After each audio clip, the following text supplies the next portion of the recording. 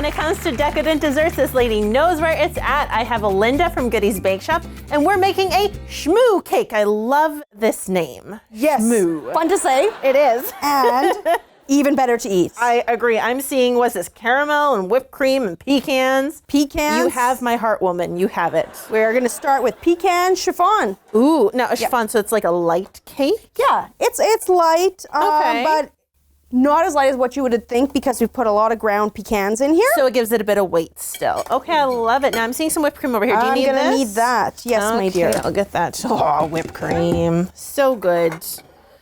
There you go. Heavy Now, whipped cream. What can I do? What you can do is make the filling, which I've already whipped the whipped cream and cooked the Shmoo sauce. This is just like a caramel, isn't it? Yes, This is Shmoo like- sauce. Do I put all of it? Because I just put all of it. That's okay. That's okay. That'll be good. It's definitely going to be enough. My bad.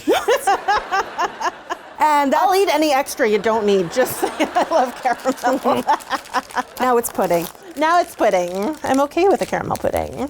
And Fold it in together. to make the Shmoo sauce, very simple. It's brown sugar, whipping cream, and butter. Great. Awesome. Yum. So you're going to put a scoop in there. I can do that. She gives me the easy tasks.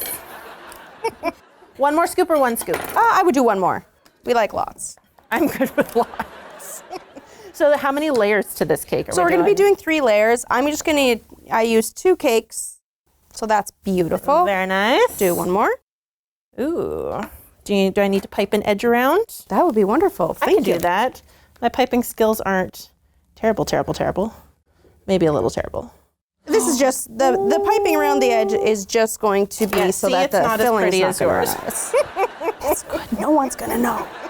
It's going to be eaten anyway with something this good, right? It's not going to last long. And we already have a pretty one done up over here anyway for audience to see.